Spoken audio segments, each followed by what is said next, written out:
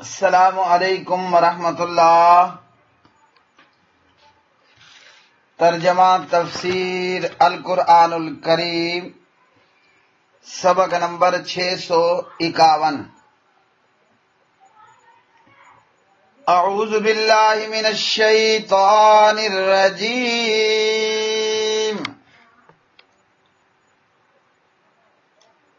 وَإِذْ قُلْنَا لِلْمَلَائِكَةِ اسْجُدُوا لِآدَمَ فَسَجَدُوا إِلَّا إِبْلِيسَ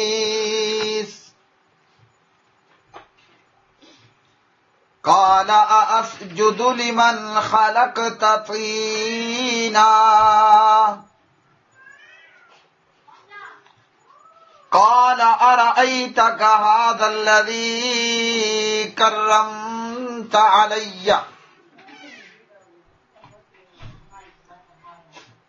لئن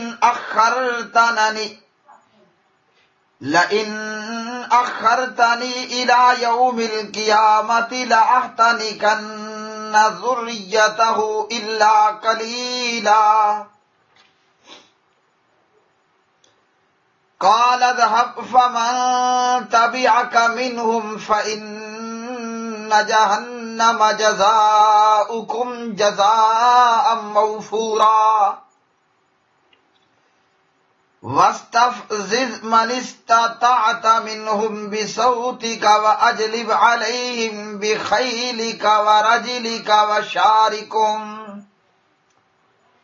وشاركهم في الأموال والأولاد وعدهم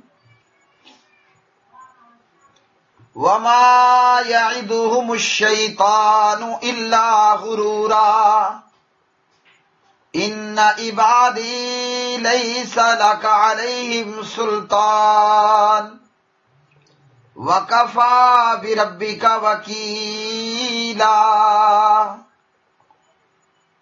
اور جب ہم نے فرشتوں سے کہا آدم کو سجدہ کرو تو انہوں نے سجدہ کیا مگر ابلیس، اس نے کہا کیا میں اسے سجدہ کروں جسے تو نے مٹی سے پیدا کیا؟ اس نے کہا کیا تو نے دیکھا یہ شخص جسے تو نے مجھ پر عزت بخشی، یقیناً اگر تو مجھے قیامت کے دن تک مہلت دے تو میں بہت تھوڑے لوگوں کے سوا اس کی اولاد کو ہر صورت جڑ سے اکھاڑ دوں گا۔ فرمایا جا، پھر ان میں سے جو تیرے پیچھے چلے گا تو بے شک جہنم تمہاری جزا ہے، پوری جزا، اور ان میں سے جس کو تو اپنی آواز کے ساتھ بہکا سکے بہکا لے، اور اپنے سوار اور اپنے پیادے ان پر چڑھا کر لے آ، اور اموال اور اولاد میں ان کا حصے دار بن، اور انہیں وعدے دے، اور شیطان دھوکہ دینے کے سوا انہیں وعدہ نہیں دیتا۔ بے شک میرے بندے تیرا ان پر کوئی غلبہ نہیں، اور تیرا رب کافی کارساز ہے۔ وَإِذْ قُلْنَا، اور جب ہم نے کہا لِلْمَلَائِكَةِ فرشتوں سے اسجدو تم سجدہ کرو لِآدَمَ آدم کو، فسجدو تو انہوں نے سجدہ کیا، الا سوائے ابلیسا ابلیس کے، قالا اس نے کہا اسجدو کیا میں سجدہ کروں لمن اسے جسے خلقتا تو نے پیدا کیا ہے تینن گیلی مٹی سے، قالا ابلیس نے کہا ارأیتک تو دیکھ، ھذا الذی یہ شخص جسے کرمتا تو نے بزرگی دی علیہ مجھ پر، لئن البتہ اگر اخرتا نہیں تو نے مہلت دی مجھے، الی یوم القیامہ قیامت کے دن قیامت کے دن تک، لَأَحْتَنِكَنَّ تو البتہ میں ضرور جڑ سے اکھاڑ دوں گا، ذریتہ اس کی اولاد کو، الا ما سوائے قلیلاً تھوڑے سے لوگوں کے. قالا اس نے یعنی اللہ نے کہا اذهب تو جا مطلب تو فری ہینڈ ہے. فمن پھر جو تابعہ کا پیروی کرے گا تیری منہم ان میں سے یعنی اولاد آدم میں سے فإنا تو بلا شبہ جہنم جہنم ہی جزاؤکم تمہاری سزا ہے جزاءً سزا موفورا پوری پوری. واستفزز اور تو بہکا لے من جس کو استطاعتا تو طاقت رکھتا ہے منہم ان میں سے بصوتی کا اپنی آواز کے ساتھ. واجلب اور تو کھینچ لا علیہم ان پر بخیلی کا اپنے سوار یعنی گھڑ سوار ورجلی کا اور اپنے پیادے وشارکہم اور تو شریک بن جا ان کا فی الاموال مالوں میں والاولاد اور اولاد میں وعدہم اور وعدے دے انہیں وما یعدہم اور نہیں وعدہ دیتا انہیں یعنی شیطان اولاد آدم کو الشیطان شیطان الا مگر غرورا فریب ہی کا. انا بے شک عبادی میرے بندے لیسا نہیں ہے لکا تیرے لیے علیہم ان پر سلطان کوئی غلبہ وکفا اور کافی ہے بربی کا آپ کا رب وکیلا بطور کارساز. پیارے بھائیوں اور میری بہنوں آج کے سبق کی ان آیات بینات میں آج کا سبق ہے آیت 61 61 سے لے کر 65 تک. اللہ رب الرحمن نے سورۃ بنی اسرائیل کی آیات بینات میں آدم علیہ السلام کو سجدہ کرنے کے حوالے سے بیان فرمایا. اللہ نے ملائکہ کو اور ابلیس کو حکم دیا کہ آدم کو سجدہ کرنا ہے. یہ حکم ملائکہ کو بھی تھا اور یہ حکم ابلیس کو بھی تھا کہ آدم کو سجدہ کرنا ہے. ملائکہ نے اللہ کے حکم پر فوراً سجدہ کر دیا مگر ابلیس اس نے تکبر کیا انکار کیا قیاس کیا. ابلیس نے یہ سمجھا کہ میں آدم سے بہتر ہوں. ابلیس کے گندے دماغ میں یہ قیاس آیا کہ آدم کو اللہ نے مٹی سے پیدا کیا اور جنات کو اللہ نے آگ سے پیدا کیا. اب اس بے وقوف کو آدم کا مقام اور آدم کا رتبہ معلوم نہ ہوا. شیطان بے وقوف نے یہ نہیں دیکھا کہ یہ پروردگار کا حکم ہے. وہ کون ہے؟ وہ خالق ہے، وہ پیدا کرنے والا، وہ وحدہ لا شریک معبود برحق ہے. تو جب اللہ کا حکم آ جاتا ہے پھر بندہ اس پر آئیں بائیں نہیں کر سکتا. انسان ہے یا جن ہے یا فرشتہ ہے، مخلوق میں جو بھی ہو، جب اللہ رب الرحمن کا حکم آ گیا پھر اپنی نہیں چلتی، پھر کسی اور کی نہیں چلتی. بھلے شیطان کے دماغ میں یہ قیاس آیا کہ آگ مٹی سے بہتر ہے، میں آدم سے بہتر ہوں، لیکن اسے دیکھنا چاہیے تھا کہ حکم کون کر رہا ہے. جب خالق حکم کر رہا ہے تو مخلوق کا کام آئیں بائیں کرنا نہیں ہوتا. مخلوق کو جب اللہ خالق کا حکم آئے تو لبیک سعدیک میں حاضر ہوں، فوراً سجدہ کرنا ہے، فوراً حکم کو ماننا ہوتا ہے. لیکن شیطان اس کے دماغ میں گندا کیڑا تھا اور یہ ابلیس کان من الجنی، یہ ابلیس جنات میں سے تھا، فرشتہ نہیں تھا، نوری مخلوق نہیں تھی، تھا وہ جنات میں سے. لیکن اپنی عبادت کی وجہ سے وہ اتنے بڑے مقام کو پہنچ گیا تھا. مگر ایک انکار نے اور ایک سجدہ نہ کرنے کی وجہ سے ابلیس کی برسوں اور سالوں اور صدیوں کی محنت منٹوں سیکنڈوں کے اندر ضائع اور رائگاں ہو گئی اللہ کے حکم کو نہ ماننے کی وجہ سے اور سجدہ نہ کرنے کی وجہ سے۔ اب ہمارے لیے سوچنے کا مقام ہے، ابلیس ویسے بڑا عبادت گزار تھا، یہ عبادت ہی تھی کہ جو اتنے اونچے مقام پر ابلیس کو لے گئی۔ ایک سجدے کے انکار پر ابلیس رجیم ہوا، مردود ہوا، ملعون ہوا، اور ہم اپنی پوری زندگی کے اندر کتنی نمازیں نہیں پڑھتے، کوئی نماز نہیں پڑھتا تو کوئی نماز نہیں پڑھ رہا۔ اب اگر دیکھیں کہ ایک شخص نماز فجر نہیں پڑھتا صرف، اب نماز فجر کے 2 فرض ہیں اور 2 فرضوں میں کتنے سجدے بنیں گے؟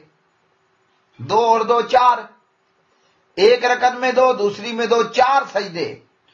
ہم اگر 4 سجدوں سے انکار کریں اور ابلیس نے ایک سجدے سے انکار کیا، وہ 2 سجدے بھی نہیں تھے، وہ صبح شام بھی نہیں تھے، بس ایک مرتبہ کر لو، پوری لائف میں ایک مرتبہ یہ آدم کو سجدہ کرنے کا حکم تھا، اور ابلیس نے انکار کیا تو وہ رجیم اور مردود ہوا۔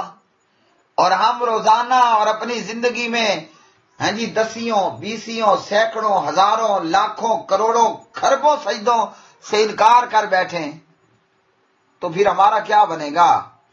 ابلیس کے ایک سجدے کے انکار پر اتنی بڑی سزا، اور ہم اپنا اندازہ لگا لیں کہ ہم تو کروڑوں سجدوں سے انکاری ہیں، ہمارا کیا بنے گا؟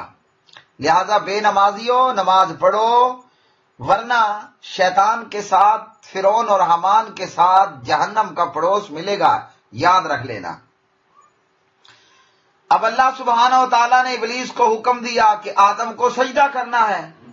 اس بے وقوف نے سمجھا کہ آگ مٹی سے بہتر ہے، حالانکہ اس بے وقوف کو یہ نظر نہ آیا کہ اللہ سبحانہ و تعالیٰ نے فرمایا خلقتہ بیدیا، میں نے آدم کو اپنے دونوں ہاتھوں سے تخلیق کیا۔ اب آدم کا شرف اور مقام تو بڑا ہو گیا نا کہ خالق اپنے دونوں ہاتھوں سے آدم کی تخلیق کرتا ہے، خلقتہ بیدیا۔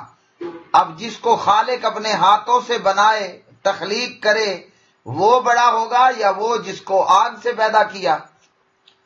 تو ابلیس کا کام تھا کہ اللہ کے حکم پر لبیک کہتا، اور ملائکہ کی طرح وہ بھی سجدہ ریز ہو جاتا، لیکن وہ بے وقوف اللہ کے سامنے ٹیں ٹیں کرنا شروع کر دیا، اللہ کے سامنے آئیں بائیں لگانا شروع کر دیا،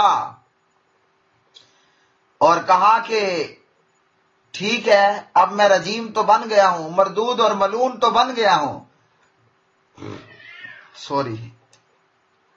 میں رجیم اور مردود تو بن گیا ہوں، اب یہ ہے کہ مجھے قیامت کے دن تک مہلت بھی چاہیے، مجھے قیامت کے دن تک مہلت بھی چاہیے۔ تو اللہ نے ابلیس کی دعا کو بھی قبول کر لیا۔ پتہ چلا کہ بعض دفعہ نافرمان اور بدکار کی دعا بھی اللہ قبول کر لیتا ہے، اور یہ بھی سزا کی ایک صورت ہوتی ہے۔ اس لیے جو لوگ بری بری اور گندی گندی دعائیں کرتے ہیں اور دعا قبول ہوتی ہے تو ان کو چاہیے کہ وہ خوش نہ ہوں، یہ بھی عذاب کی ایک صورت ہے۔ اللہ نے ابلیس کی دعا کو بھی قبول کر لیا کہ جاؤ قیامت کے دن تک مہلت ہے، انسانوں کو، اولاد آدم کو گمراہ کرنے کے لیے تم فری ہینڈ ہو، جاؤ تمہیں مہلت ہے۔ اور ابلیس نے کہا کہ چند لوگوں کے سوا میں آدم کی اولاد کو ضرور بھی ضرور گمراہ کروں گا، دیگر جگہوں پر ہے ضرور بھی ضرور گمراہ کروں گا، سورۃ النساء میں انہیں امنگیں دلاؤں گا، انہیں سبز باغ دکھاؤں گا وغیرہ۔ تو اللہ نے شیطان کی دعا کو قبول کر لیا، لہذا وہ دن، اور آج 2020 وہ دن اور قیامت کے دن تک ابلیس کو مہلت ہے کہ وہ گمراہ کرتا رہے گا، گمراہ کرتا رہے گا۔ اللہ رب العالمین نے پہلے ہی وقت دن یہ بتا دیا کہ ابلیس اور ابلیس کے پیروکاروں کا ٹھکانہ کیا ہے؟ جہنم ہے۔ اور ابلیس کے مقلدوں اور پیروکاروں کو جہنم پوری سزا دی جائے گی۔ کافروں، مشرکوں، نافرمانوں کے لیے دنیا میں بھی سزا ہے، قبر کے اندر بھی سزا ہے، میدان حشر میں بھی سزا ہے، لیکن پوری اور کمپلیٹ سزا ابلیس اور ابلیس کی جماعت کو، چاہے وہ انسانوں میں سے ہو یا جنات میں سے اس کی جماعت ہو، جہنم میں پوری سزا ملے گی۔ اب اللہ سبحانہ و تعالیٰ نے شیطان سے کہا، ابلیس سے کہا کہ جس کا نام عزازیل بیان کیا جاتا ہے، کہ جا تو اپنی آواز کے ساتھ اور اپنے سوار اور اپنے پیدل جتھوں اور فوجیوں کے ساتھ اولاد آدم پہ حملہ آور ہو جا، ان کے مال میں اور ان کی اولاد میں حصے دار بن، اور ان کو جھوٹے وعدے دلا، اور شیطان کا وعدہ وہ سوائے دھوکے کے کچھ نہیں ہوتا۔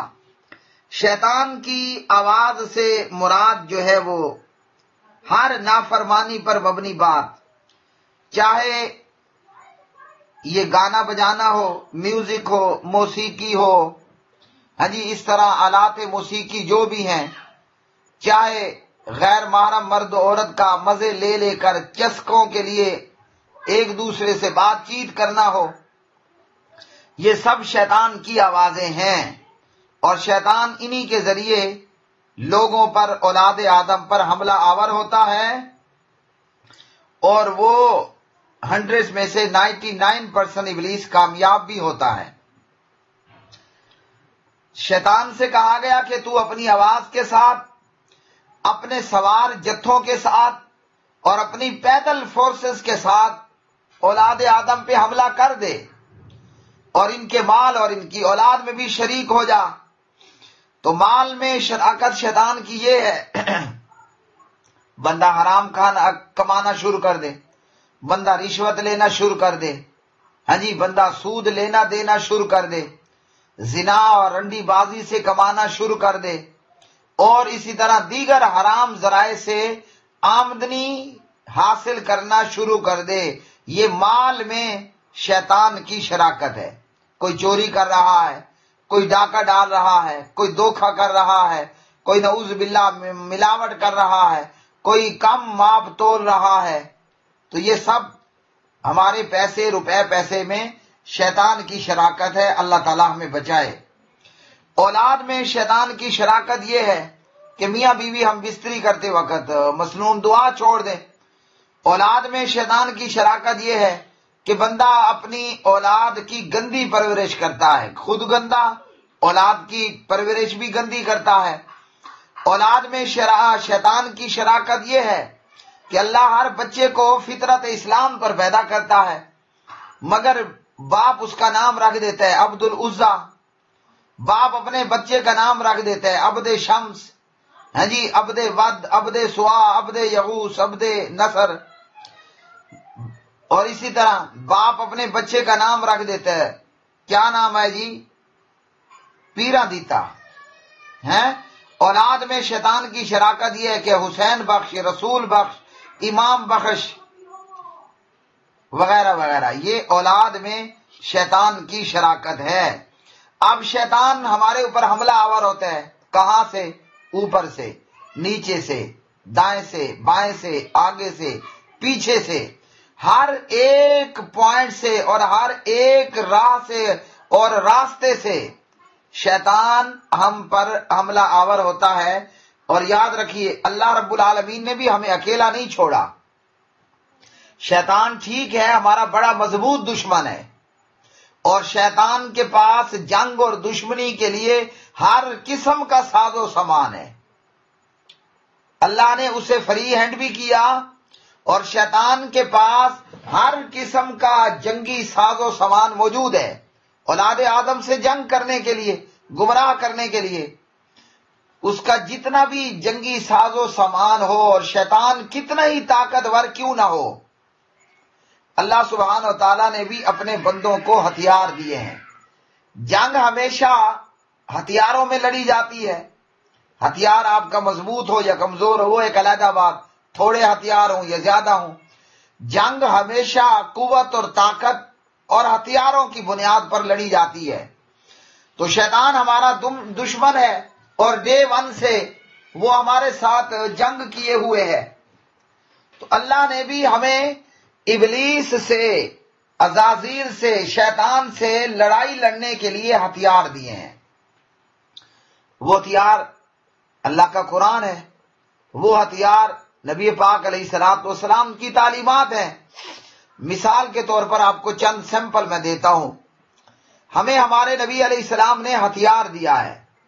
جیسے ہم دشمن سے لڑتے ہیں نا، غوری ہے، غزنوی ہے، مختلف میزائل ہے، گرنیڈ ہے، بارود ہے، کلاشن ہے، ہاں جی، پسٹل ہے، گن ہے، یہ مختلف چیزیں ہیں، تلوار ہے، ڈھال ہے، زیرہ ہے وغیرہ. تو پیارے نبی علیہ السلام نے ہمیں بڑا پیارا ہتھیار دیا اور وہ ہے سورۃ البقرہ. فرمایا جس گھر میں سورۃ البقرہ پڑھی جاتی ہے، ابلیس، شیطان، شیاطین، شیطان کے چیلے وہاں سے بھاگ جاتے ہیں. ہم اپنے گھر میں روزانہ کی بنیاد پر بغیر ناغہ، بغیر وقفہ کیے، تھوڑا پڑھیں، زیادہ پڑھیں، پوری پڑھیں، آدھی پڑھیں، ایک حصہ پڑھیں یا 2 3 4 حصے پڑھیں، اپنے گھر میں ہم سورۃ البقرہ کی تلاوت کریں. اسی طرح جہاں بھی ہمارا مسکن ہے، ہماری رہائش ہے، وہ گھر ہے، وہ کمرہ ہے، وہ دکان ہے وغیرہ، خیمہ ہے، جو بھی ہے، جب ہم سورۃ البقرہ کی تلاوت کریں گے کیا ہوگا؟ یہ اتنا مضبوط ہتھیار ہے کہ اس ہتھیار کے ہوتے ہوئے شیطان ہمارا گھر چھوڑ دیتا ہے. اب ایک سورۃ البقرہ ہم نے پڑھی ہے، ہاں جی، تو اس سے کیا ہوا؟ ہمارا گھر ہمارے لیے ایک محفوظ پناہ گاہ بن گیا ہے. اب شیطان ہم پہ، ہمارے گھر میں حملہ آور نہیں ہو سکے گا. آگے چلتے ہیں. ہم تو گھر میں ہیں مگر ہمارا مال و دولت وہ گھر سے باہر موجود ہے. آپ کا اگر گایوں کا فارم ہے، اگر آپ کے پاس بکریوں کا ریوڑ ہے، جی، آپ کا فارم، آپ کا ریوڑ، آپ کا بھاڑ وہ آپ کے گھر سے باہر ہے. آپ گھر میں ہیں تو ان آپ کے بکریوں اور گایوں کے فارم کی کون حفاظت کرے گا؟ یہاں پھر ہتھیار چاہیے. تو اس کے لیے ہمیں ہتھیار دیا گیا ہے. ہم رات کو جب سونے لگیں یا جب بھی ہم سونے لگتے ہیں، کسی کی نائٹ ڈیوٹی ہے، وہ دن میں سوتا ہے، تو جب ہم سونے لگیں ہم کیا کریں؟ ہم سوتے وقت آیت الکرسی پڑھ لیں. یہ ہتھیار ہے. جیسے آپ کا غوری، غزنوی، آپ کا ایٹم بمپ، آپ کے میزائل، یہ ہمارے لیے ہتھیار ہے. تو جب ہم رات میں سونے لگیں یہ ہمارا ہتھیار ہے. اب آیت الکرسی پڑھنے پر آپ کی جو گایوں اور بکریوں کا فارم ہے یا آپ کا سونا چاندی ہے، یہ آیت الکرسی پڑھنے پر محفوظ ہو جائے گا. بندہ خود بھی اور بندے کا مال بھی شیطان سے محفوظ ہوگا. شیطان اس میں چوری اور ڈاکہ زنی نہیں کر پائے گا. اسی طرح میرے بھائیوں، ہم گھر سے نکلتے ہیں، ہمیں نبی علیہ السلام نے دعا کی صورت میں ایک پسٹل دیا ہے. ہم گھر میں داخل ہوتے ہیں، ہمارے پاس ایک گرنیڈ ہے دعا کی صورت میں. ہم بازار میں داخل ہوتے ہیں تو وہاں پر نبی علیہ السلام نے ہمیں شیطان سے بچنے کے لیے بلٹ پروف جیکٹ دے دی ہے. بازار میں داخل ہونے کی دعا پڑھ لیں. اسی طرح میرے بھائیوں، ہم نے لیٹرین میں جانا ہے، اب وہاں شیطان موجود ہے، جن ہیں، جننیاں ہیں، میل فیمیل شیطان آپ کے لیٹرین خانے میں موجود ہے. اب وہاں جب بندہ لیٹرین میں جاتا ہے تو فرشتے باہر کھڑے ہو جاتے ہیں. میں اکیلا ہوں، آگے دشمن بڑا مضبوط ہے. یہاں پھر شریعت نے ہمیں پسٹل دے دیا. ہے چھوٹا سا لیکن ہے بڑے کام کا. بسم اللہ اللہم انی اعوذ بک من الخبث والخبائث. میاں بیوی ہم بستری کرتے ہیں، کہیں بیچ میں اولاد ہونے والی اولاد میں شراکت داری نہ کرے. یہاں شریعت نے ہمیں پھر ایک اسلحہ دیا. ایک حملہ آور سے بچنے کے لیے ہمیں اللہ نے حفاظت کا سامان دے دیا. وہ یہ ہے کہ میاں بیوی ہم بستری کریں، مصنون دعا پڑھ لیں. آپ دلہن لے کر آئے ہیں، شادی ہوئی ہے، شریعت نے پھر یہاں ہمیں ہتھیار دیے ہیں. ہم دلہن کے بال پیار سے اپنے ہاتھ میں لے کر نبی علیہ الصلوۃ والسلام کی بتائی ہوئی دعا کو، بٹن کو آن کر دیں، وہ دعا پڑھ لیں. ساری زندگی بیوی کے شر سے یعنی شیطان جو اس میں شراکت کرے گا، شیطان کے شر سے ہم محفوظ رہیں گے۔ اور اسی پر مزید آپ چلتے جائیں۔ شیطان کو اگر اللہ نے فری ہینڈ کیا ہے تو شیطان سے بچنے کے لیے بھی اللہ رب العالمین نے اپنے بندوں کو پورے اسلحہ کی ایک فیکٹری دے دی ہے۔ سبحان اللہ۔ شیطان سے لڑائی لڑنے اور اپنے دفاع اور ڈیفنس میں اللہ نے ہمیں پوری اسلحہ کی ایک فیکٹری دی ہے۔ اب ہمارا کام ہے کہ وہ گن، وہ گولی، وہ پسٹل اور بارود ہم چلانا سیکھ لیں، دعائیں پڑھیں۔ اور اس کے باوجود بھی ہم بندے ہیں، ہم ہیں بڑے کمزور۔ اگر ہم سے کوئی غلطی ہو گئی ہے تو پھر نبی علیہ السلام نے ہمیں کیا بتایا؟ اللہ نے ہمیں ایک بڑا عظیم تحفہ دیا ہے، وہ ہے 5 وقت کی نماز۔ حضور فرماتے ہیں، حضور نبی کریم صلی اللہ علیہ وسلم، ایک بندے کے گھر کے سامنے پانی کی نہر ہے، وہ دن رات میں 5 مرتبہ وہاں غسل کرے تو بندے کے جسم سے میل کچیل دور ہو جائے گا۔ فرمایا یہی مثال 5 وقتی نماز کی ہے۔ ہم 5 وقت با جماعت نماز ادا کریں، مرد مسجد میں، عورتیں اکیلے اکیلے گھروں میں پڑھ لیں، مسجد جانا چاہیں تو جا سکتی ہیں۔ تو اس سے کیا ہوگا؟ ہمارے گناہ، صغیرہ گناہ مٹ جائیں گے۔ شیطان پوری رات ہم سے گناہ کروا لے، پورا دن گناہ کروا لے۔ ہم نماز فجر پڑھیں، رات کے گناہ صاف، نماز ظہر پڑھیں، دن کے گناہ صاف۔ ہاں جی، آپ کا بھلا ہو، عصر اور مغرب پڑھیں، دوپہر سے پہر کے گناہ معاف۔ عشاء پڑھیں تو مغرب اور عشاء کے بیچ کے گناہ معاف۔ اور اگر ہو گیا ہے کبیرہ گناہ تو سچے دل سے اللہ کے سامنے رو لیں، ایک آنسو نکلے فقط۔ اگر وہ ایک آنسو بھی نہیں نکلتا تو چلے گا، صرف رونے کا منہ بنا لیں اور اپنے پروردگار کے سامنے یہ جملہ کہہ دیں، استغفر اللہ۔ ایک مرتبہ فقط کہہ دیں، رونا نہیں آ رہا، آنسو نہیں نکل رہا، چلے گا، صرف رونے کا منہ بنا لیں اور اپنے پروردگار کے سامنے کہیے رب اغفر لی، بس ایک مرتبہ کافی ہے، گیا سب کچھ مٹ جائے گا۔ مزید توبہ کی شرائط کے ساتھ توبہ کر لیں۔ اب دیکھیے، بنی اسرائیل کا وہ شخص، اس نے 100 بند کو قتل کر دیا، مگر اس نے اللہ سے معافی مانگی، اللہ نے اسے معاف کر دیا۔ شیطان کی ساری محنت منٹوں میں ضائع۔ کیا خیال ہے؟ مقابلہ کون جیتا؟ ابن آدم جیت گیا، شیطان ہار گیا۔ بنی اسرائیل کا وہ کفل نامی آدمی جو بڑا گنہگار تھا، سیاہکار تھا، ساری زندگی گناہ کرتا رہا، رات کے تھوڑے سے حصے میں اس نے اللہ سے رو کر معافی مانگ لی۔ صبح ہوئی تو پتہ چلا اللہ نے کفل کو معاف کر دیا۔ واہ جی واہ، شیطان کی ساری محنت مٹی میں مل گئی، ضائع ہو گئی، مٹی میں بھی نہیں کہیں، راکھ میں مل گئی، ضائع ہو گئی۔ اسی طرح مکہ کے جاہلیت کے معاشرے میں لوگ اپنی بیٹیوں کو زندہ دفن کر دیتے تھے۔ بڑے بڑے قاتل لوگ موجود تھے، بڑے بڑے چور لوگ، زانی، ڈاکو، شرابی، حرام کھانے والے، کرنے والے، پینے والے، فقط آ کر اتنا کہا لا الہ الا اللہ۔ اللہ نے اگر وہ 70 سال کا تھا، 80 سال کا تھا، صدیق اکبر رضی اللہ عنہ کے بوڑھے باپ حضرت ابو قحافہ، انتہائی بوڑھے، کہ حضرت ابو بکر صدیق انہیں اپنے کندھے پہ اٹھا کر لائے، آ کر کیا پڑھا؟ اشہد اللہ الہ الا اللہ واشہد ان محمدن عبدہ ورسولہ، سارا کیا کرایا معاف ہو گیا۔ عمر ابن خطاب رضی اللہ عنہ کو دیکھیے، اسلام کے اور مسلمانوں کے اور پیغمبر کے دشمن، لیکن جب کلمہ پڑھا سارا کیا کرایا ختم۔